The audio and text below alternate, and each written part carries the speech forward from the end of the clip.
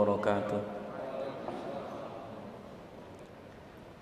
Alhamdulillahi rabbil alamin, wa bihi nasta'inuhu ala umuri dunya waddin, wassalatu wassalamu ala ashrafil anbiya'i wal mursalin, nabiyuna Muhammad sallallahu alaihi wasallam wa ala alihi wa sahbihi ajma'in, wa ba'd. Rabbi shrah li sadri wa yassir li amri wahlul 'uqdatam min lisani yafqahu qawli. Puji syukur kepada Allah Subhanahu wa taala yang dengan izinnya pada kesempatan malam hari ini kembali kita dimudahkan untuk melangkahkan kaki kita menuju rumahnya yang mulia, melaksanakan kewajiban yang telah Allah tetapkan kepada kita, yang kemudian dilanjutkan dengan bermajlis ilmu, salah satu di antara bagian dari yang menjadi kebiasaan para sahabat terdahulu, yang mudah-mudahan juga menjadi penambah berat timbangan amal kita kelak di akhirat, sehingga Allah masukkan kita dengannya ke dalam golongan hamba-hambanya yang ditakdirkan masuk surga. Salawat dan salam juga moga tetap tercurah kepada Nabi kita Muhammad sallallahu alaihi wasallam yang telah dipilih oleh Allah sebagai uswah hasanah, sehingga tak layak bagi setiap mukmin kecuali mengikuti apa yang telah beliau contohkan dan beliau sunnahkan. Jamaah yang dimuliakan oleh Allah Subhanahu wa taala, melanjutkan kajian kita dari kitab Thalathah wa Thalathina Sababan lil Khusyu' fi Shalah yang disampaikan oleh Syekh Shalih Al-Munajjid, yang pada kesempatan yang lalu dalam pembahasan kita sampai pada poin yang ke-10, yang semuanya sebenarnya ada 33 poin, jadi masih 23 poin lagi. Sekarang masuk pada poin yang ke-11, tahrikus sabab. Salah satu di antara faktor yang bisa menunjang kekhusyuan kita adalah menggerakkan telunjuk ketika tasyahud. Menggerakkan telunjuk ketika tasyahud. Terlepas dari perbedaan para ulama terkait dengan posisi tasyahud itu, apakah isyarat menggunakan jari itu hanya cukup mengacungkannya saja tanpa menggerakkannya, ataukah dengan mengacungkan sekaligus menggerakkannya. Terlepas dari perbedaan pendapat itu, Syekh Shalih Al-Munajjid di sini mengikuti pendapat yang digerakkan. Jadi mengikuti pendapat yang digerakkan telunjuknya, yang beliau mengatakan bahwa menggerakkan telunjuk itu termasuk salah satu di antara bagian dari yang sering kali diremehkan, sering kali dilalaikan oleh sebagian besar orang yang melaksanakan sholat, yang kebanyakan mereka tidak mengetahui akan faedah yang terkandung di dalamnya dan juga pengaruhnya terhadap kekhusyuan. Nabi SAW bersabda, "Lahiya asyaddu 'ala syaitani minal hadid." Sungguh menggerakkan jari ketika tasyahud itu adalah bagian dari yang lebih berat bagi syaitan dibandingkan ia dipukul dengan menggunakan besi, sebagaimana disebutkan oleh Imam Ahmad di dalam kitab Musnadnya. Beliau menjelaskan bahwa mengisyaratkan dengan telunjuk dengan menggerak-gerakkannya ketika tasyahud itu adalah bagian dari yang menjadikan seorang hamba tadi mengingat akan keesaan Allah Subhanahu wa taala dan ikhlas di dalam beribadah, dan ini adalah bagian dari yang paling besar yang dibenci oleh setan. Satu hal yang paling dibenci oleh setan itu adalah ketika seorang hamba itu ikhlas di dalam melaksanakan ibadah. Kenapa? Karena orang yang ikhlas itu tidak bisa diganggu setan. Orang yang ikhlas itu tidak bisa diganggu setan, sebagaimana yang kemudian Allah sebutkan di dalam ayatnya terkait dengan pernyataan iblis ketika kemudian iblis itu diusir oleh Allah dari surga, yang kemudian dilaknat dengan dijanjikan masuk neraka meskipun diberikan penangguhan atau diberikan umur hingga hari kiamat nanti, alias keabadian di dunia hingga hari kiamat nanti, ya. Iblis mengatakan, la aghwiyannahum an siratakal mustaqim, sungguh kami akan simpangkan hamba-hambamu itu dari jalanmu yang lurus, kecuali siapa? Illa ibadakal mukhlasin, kecuali hamba-hambamu yang ikhlas. Jadi kalau kemudian kita ikhlas di dalam beribadah, sebagaimana dijelaskan oleh para ulama bahwa ikhlas itu sesuatu yang ketika sudah diraih oleh seorang hamba, maka la malakun muqarrabun ya'rifu hatta yaktubahu wala syaitanun hatta yufsidahu. Ya. Jadi sampai malaikat pun tidak tahu sehingga dia bisa menulisnya, bahkan setan pun juga tidak tahu sehingga dia bisa merusaknya. Jadi nggak bisa dirusak kalau masalah keikhlasan itu. Dan ini bagian dari yang juga menjadi bagian dari yang paling dibenci oleh syaitan ketika kemudian seorang hamba itu ikhlas di dalam beribadah. Oleh karena hal inilah kenapa dahulu para sahabat itu saling berwasiat dan saling menasihati, bahkan mengingatkan untuk selalu menjaga salah satu sunnah ini. Dan ini bagian dari yang juga penting, bahkan disebutkan di dalam sebuah athar, kana ashabun Nabi sallallahu alaihi wasallam ya'khudhu ba'dahum ala ba'din, yakni al-isyarah bil isbah fid du'a. Ya. Dahulu para sahabat Nabi sallallahu alaihi wasallam saling mengingatkan satu sama lain terkait dengan memberikan isyarat dengan jari telunjuk ketika berdoa saat tasyahud tadi. Dan ini bagian dari yang juga menjadi motivasi bagi kita untuk terus melaksanakan sunnah-sunnah yang harusnya dilakukan di dalam sholat itu tanpa meremehkannya sedikit pun. Karena itu nantinya akan menunjang segala apa yang nanti akan kita dapatkan dari amal ibadah kita, termasuk diantaranya sholat, yaitu kehusyuan. Karena ruhnya sholat itu adalah khusyuk. Dan ini bagian dari yang juga penting untuk diperhatikan. Kemudian yang ke-12, at-tanwi'u fis suwari wal ayati wal adhkari wal ad'iyati fis shalah, yaitu memvariasi bacaan, baik bacaan surat, bacaan zikir, bacaan doa ketika kemudian kita melakukan sholat. Nanti banyak nas disebutkan bagaimana kemudian Nabi sallallahu alaihi wasallam memvariasi bacaan. Makanya terkait dengan bacaan doa istiftah saja atau doa iftitah saja, kita banyak dapati ada lebih setidaknya dari 3 macam, minimal 3 macam tadi. Seperti kemudian disebutkan di dalam sebuah riwayat bahwa Nabi pernah berdoa, Allahumma ba'id baini wa baina khatayaya kama ba'adta bainal masyriqi wal maghrib, Allahumma naqqini min khatayaya kama yunaqqa thawbul abyadu minad danath, Allahumma ghsilni min khatayaya bil ma'i wathalji wal barad. Dalam riwayat lain disebutkan Nabi juga pernah berdoa, wajjahtu wajhiya lilladzi fataras samawati wal ardi hanifa wa ma ana minal musyrikin, inna salati wa nusuki wa mahyaya wa mamati lillahi rabbil alamin la syarika lahu wa bidzalika umirtu wa ana awwalul muslimin. Bahkan ada yang pendek Pak istiftah itu. Nabi juga pernah menggunakan kalimat subhanakallahumma wa bihamdika wa tabarakasmuka wa ta'ala jadduka wa la ilaha ghairuka. Itu juga doa istiftah. Dan ini bagian dari yang juga disebutkan di dalam nas. Dan masih banyak lagi riwayat yang lain. Ya.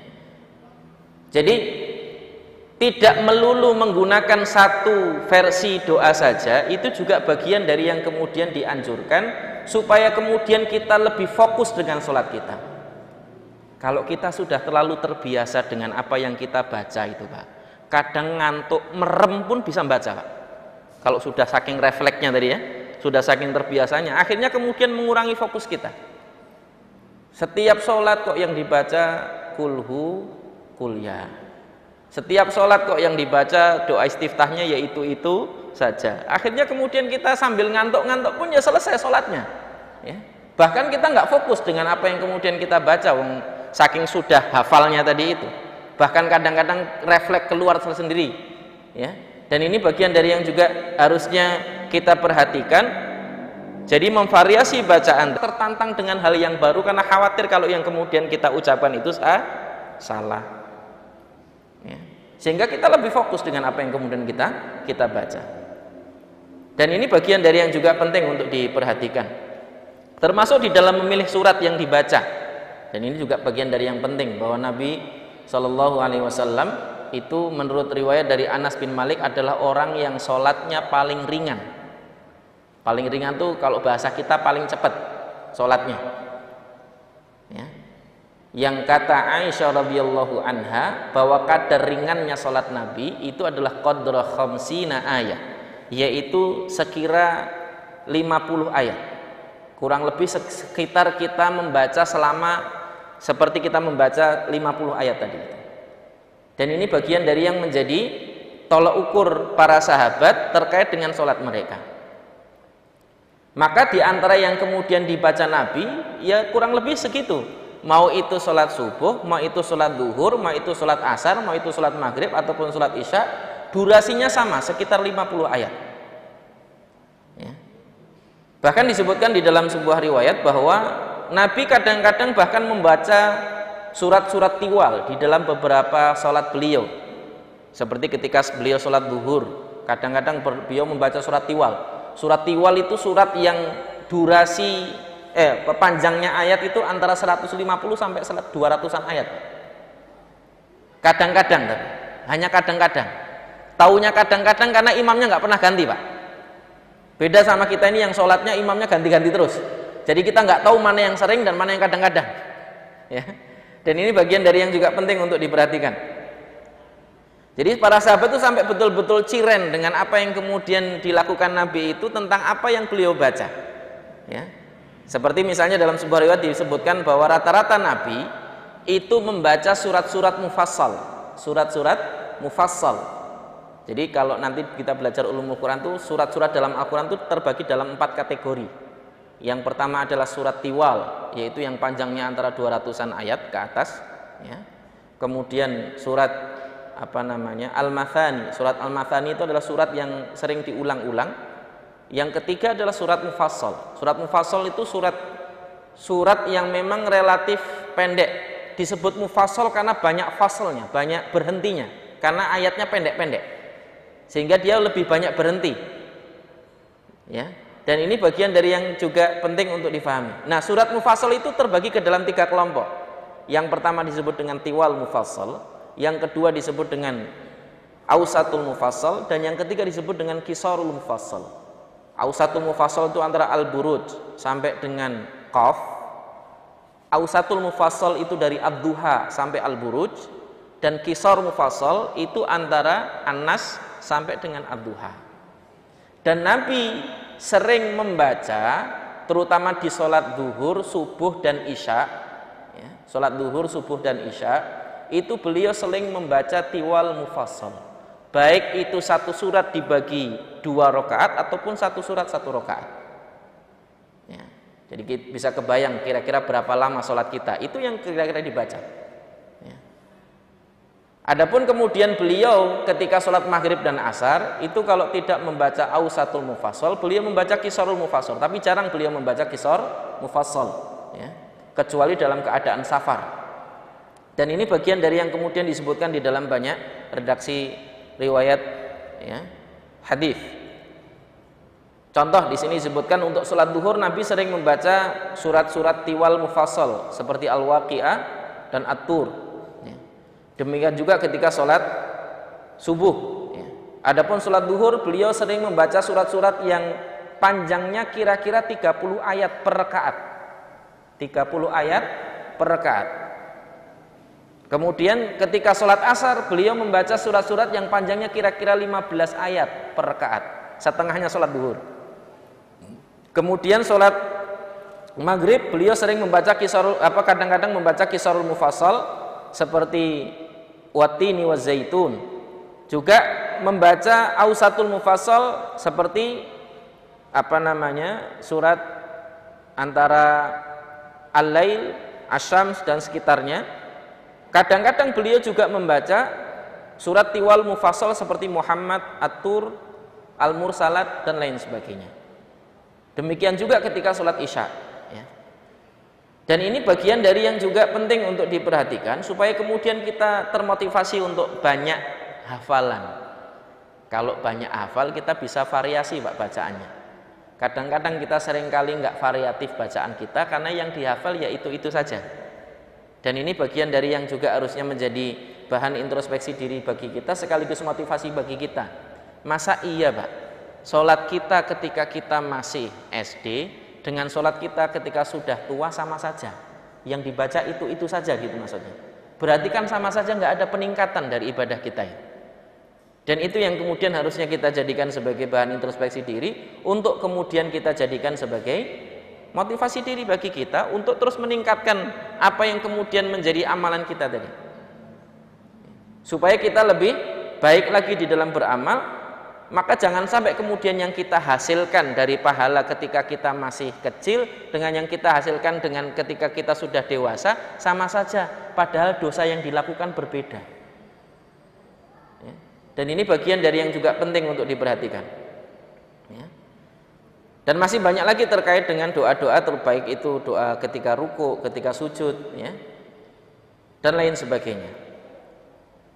Intinya adalah memvariasi bacaan yang kemudian kita baca baik ketika kita berdiri, yaitu dengan membaca surat tadi itu, atau ketika kita ruku dan sujud dengan membaca zikir dan doanya. Kemudian poin yang ke-13, hendaklah melakukan sujud tilawah ketika melewati ayat-ayat sajadah. Ketika melewati ayat-ayat sajadah. Ayat sajadah itu jumlahnya di dalam Al-Quran tidak banyak Pak. Tidak banyak ya. Jadi kalau kemudian kita melewati ayat sajadah, salah satu di antara bagian dari yang disunnahkan adalah melakukan sujud tilawah, yaitu sujud 1 kali setelah selesai membaca ayat sajadah, ya, yang itu bagian dari yang juga diperintahkan oleh Allah Subhanahu wa taala di dalam ayatnya a'udzubillahi minasyaitonirrajim, idza tutla 'alaihim ayatur rahman kharru sujada wa bukiya. Dan ketika mereka membaca atau dibacakan kepada mereka ayat-ayat Allah, mereka segera tersungkur sujud dan menangis. Ibnu Katsir rahimahullah menyebutkan bahwa para ulama sepakat atas disyariatkannya sujud di dalam ayat-ayat seperti ini, yaitu ayat-ayat sajadah, ya, sebagai bagian dari bentuk mengikuti dan mencontoh apa yang dilakukan oleh Nabi SAW baik ketika sholat maupun di luar sholat. Kalau kita membaca Al-Quran sampai lewat ayat sajadah, kemudian kita sujud, seperti di surat Iqra, wasjud waqtarib. Sunahnya sujud sebelum rukuk. Sujud dulu, baru kemudian berdiri, baru kemudian rukuk. Atau kemudian berdiri ditambah surat lagi, baru kemudian nanti rukuk. Jadi kalau kita melewati ayat sajadah, di antara yang disunahkan demikian. Maka salah satu di antara tugas imam itu adalah mensosialisasikan kepada para jamaah agar mengenal sunnah ini. Jangan sampai kemudian sunnah seperti ini ditinggalkan. Bahkan termasuk di antara yang kemudian disunahkan untuk dibaca ketika sholat subuh di hari Jumat, itu adalah membaca surat As-Sajdah, salah satunya, ya, yang nanti kita sujud tilawah setelah selesai ayat sajadahnya, ya. Dan ini bagian dari yang kemudian diperintahkan, meskipun secara hukum sunnah. Tapi tidak layak bagi seorang muslim ketika sudah mengetahui itu kemudian meninggalkannya. Dan ini penting, supaya kemudian kaum muslimin juga mengenal sunnah itu dan tidak meninggalkan hal itu. Dan ini bagian dari yang juga diperintahkan oleh Allah dan Rasulnya. Jadi melakukan sujud tilawah, kenapa kemudian itu juga penting untuk disosialisasikan? Nah, ini yang seringkali kasus Pak, kasus ini seringkali ketika kemudian jamaah perempuan itu dipisah dengan menggunakan sater seperti ini, menggunakan pembatas yang tinggi seperti ini. Apalagi di tempat wanita tidak ada TV atau nggak ada yang bisa menjadikan dia bisa melihat imam atau makmum di depannya. Yang kalau kemudian imam itu tidak mensosialisasikan dengan baik kepada makmum, terutama sebelum melaksanakan sholat, bahwa nanti dia akan membaca ayat sajadah, yang kalau saya nanti sujud ikuti sujud, ya, itu makmum bisa bubar, Pak. Dan itu pernah terjadi kasus, ya. Ketika kemudian imam itu sujud karena saternya tinggi begini, terutama makmum perempuan yang kasihan, ya. Ketika kemudian sater tinggi begitu, ya, pembatasnya tinggi seperti itu, imamnya ternyata membaca surat As-Sajdah, dan makmum pun nggak tahu kalau kemudian imam itu membaca surat As-Sajdah, membaca ayat sajadah, makmumnya nggak tahu karena nggak bisa bedakan ini ayat sajadah atau bukan. Ya. Giliran kemudian imam mengucapkan Allahu Akbar, makmum perempuan karena nggak melihat imam seperti biasa rukuk. Ya kan, setelah berdiri kan rukuk, Pak. Ya. Sedangkan makmum yang di belakang imam karena imamnya sujud ikut sujud. Giliran kemudian berikutnya Allahu Akbar lagi, makmum perempuan bingung, loh, kok bukan sami Allahu liman hamidah, tapi kemudian Allahu Akbar lagi. Akhirnya sebagian ada yang bubar.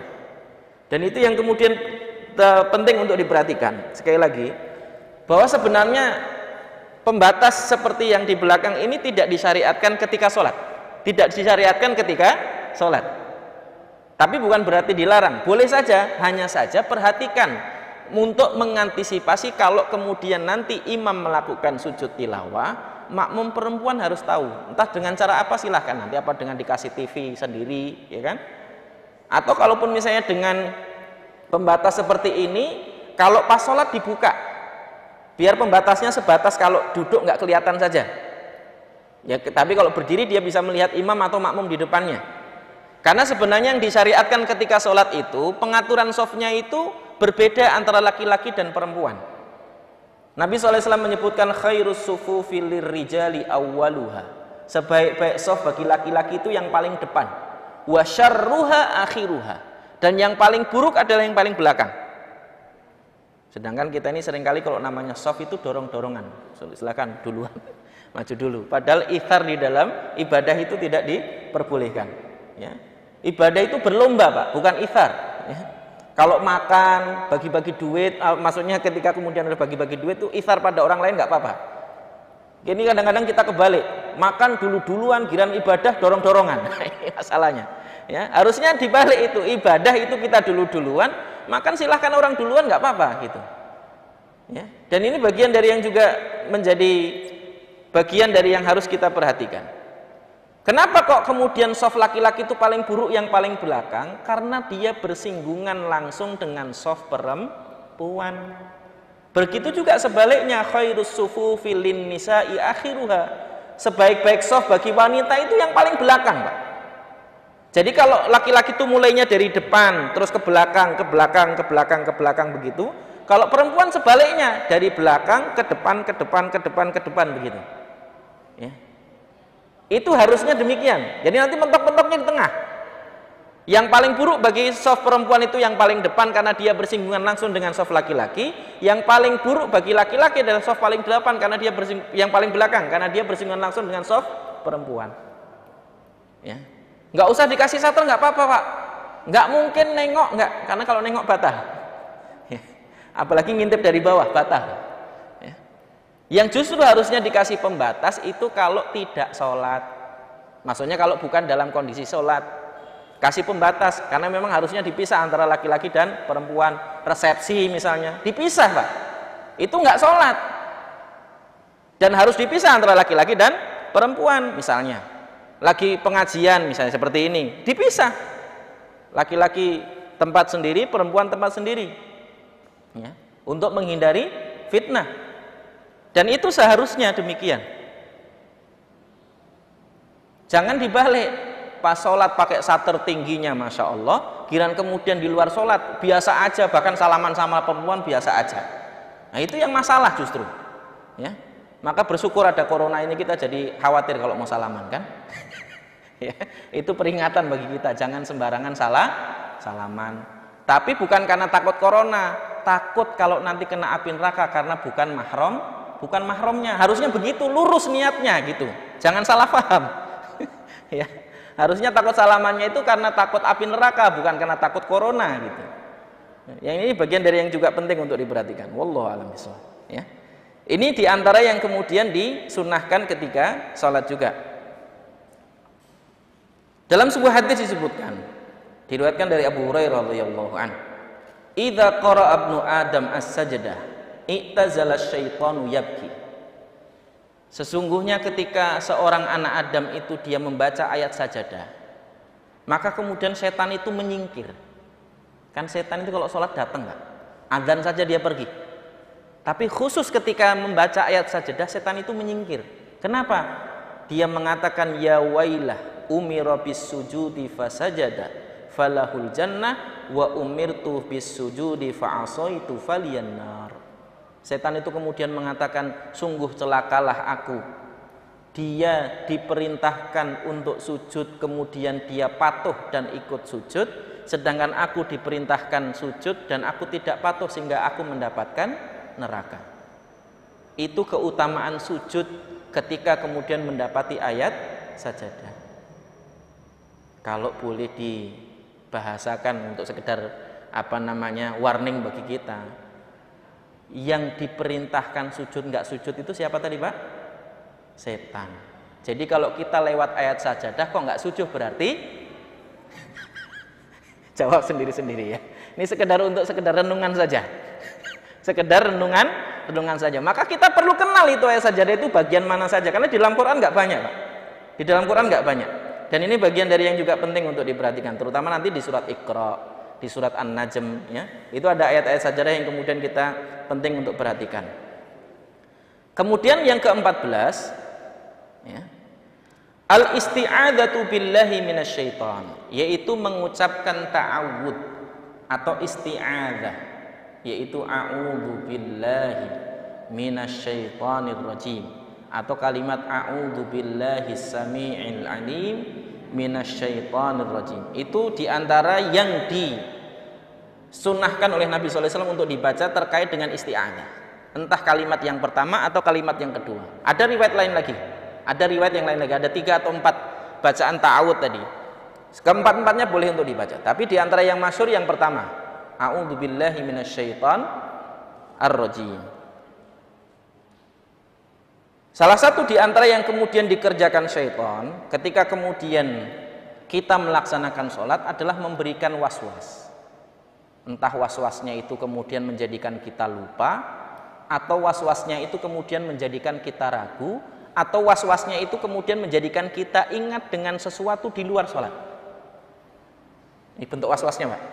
Entah kemudian kita lupa, atau kemudian kita ragu, atau kemudian kita ingat dengan sesuatu di luar sholat, walaupun yang diingat di luar sholat itu ibadah.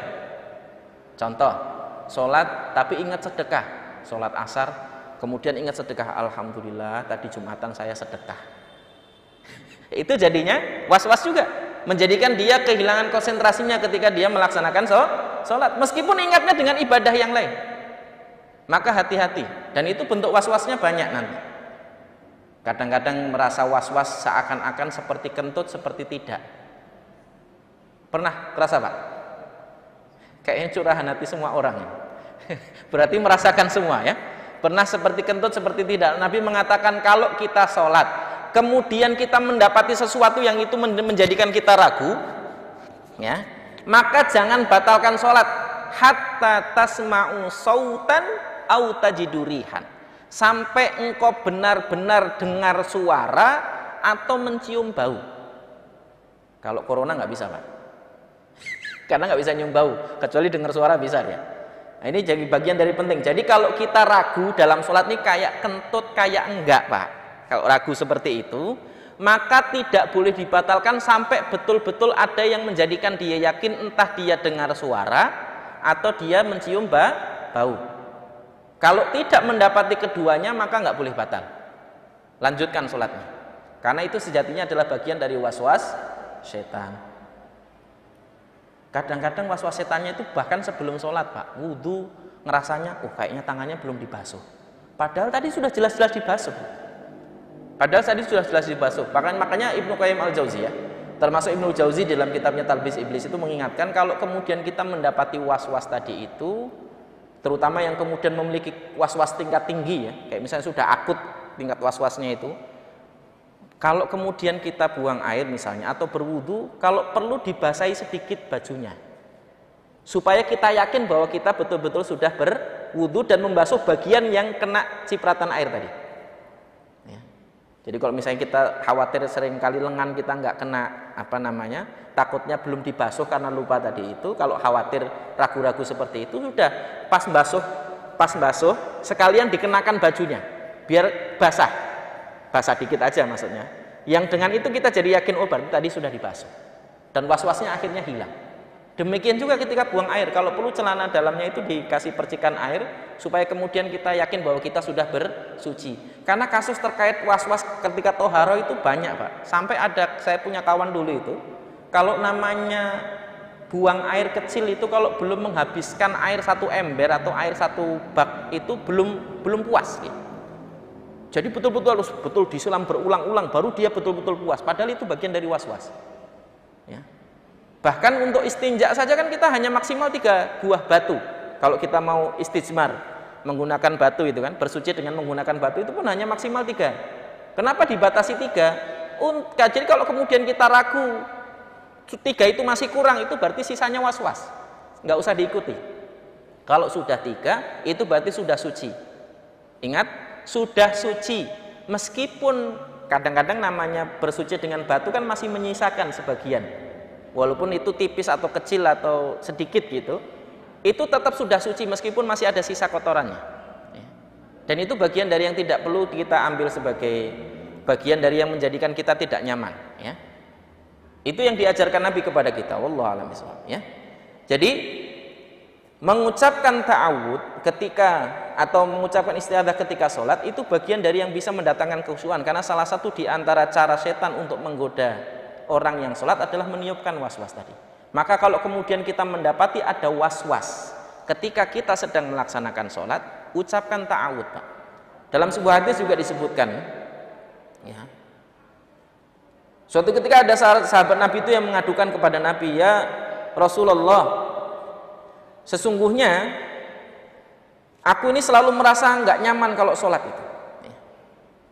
Qad hala baini wa baina sholati wa qiraati yulabbisuha alayya. Jadi kalau aku sholat itu selalu merasa ada setan yang mengganggu, sampai kemudian bacaannya itu terbolak-balik atau sampai lupa ya. Jadi kalau membaca Al-Kafirun kok nggak rambung-rambung, itu was-was Pak. Ini hati-hati nih ya. Al-Kafirun, kadang surat Al-Qamar itu kadang-kadang bolak-balik nggak selesai itu was-was itu ya. Kalau mendapati demikian, baca ta'awud ya. Yang Nabi SAW mengatakan, qala Rasulullah SAW, dzaka syaitanu yuqalu lahu khinzib. Sesungguhnya itu adalah setan yang disebut dengan yang dinamai khinzib. Fa idza ahsastahu, yang jika engkau merasakan kehadirannya dengan sampai lupa atau sampai ragu tadi itu ya, fata'awwad billahi minhu watful ala yasarika thalathan, maka berta'awudlah kamu kepada Allah, mengucapkan isti'adzah tadi itu, a'udzubillahi minasyaitonirrajim, kemudian melakukan seperti ini Pak, itu seperti meludah tapi nggak keluar ludah, apa namanya itu Pak, seperti itulah pokoknya, gitu 3 kali ke sebelah kiri ya, ke sebelah kiri. Dan itu bagian dari yang kemudian juga disunahkan ya. Itu disunahkan. Jadi kalau kita merasa ada gangguan setan ya, tapi ingat Pak, jangan ketika sholat jamaah, bahaya, kasihan sebelahnya nanti. Kalau masih suasana corona gini nggak apa-apa lah, jarak-jarak gini kan. Yang tadi kalau misalnya ada ngerasa was-was gitu langsung gitu nggak apa-apa. Tapi kalau pas lagi rapat-rapat, hati-hati ya. Dan ini bagian dari yang juga penting untuk diperhatikan. Wallahu a'lam bishawab ya. Saya kira sampai di sini pembahasan kita terkait dengan poin yang ke-14. Pas sudah masuk waktu Isya ya. Saya kira saya cukupkan apa yang kemudian kita bisa kaji pada kesempatan malam hari ini. Mohon maaf atas salah kata, salah ucap, salah tingkah. Jika Allah berkenan nanti kita akan lanjutkan di kemudian hari insyaallah. Wabillahi taufiq wal hidayah wa sallallahu ala nabiyyina Muhammadin wa ala alihi wasallam. Subhanakallahumma wa bihamdika asyhadu an la ilaha illa anta astaghfiruka wa atubu ilaik. Wassalamu alaikum warahmatullahi wabarakatuh.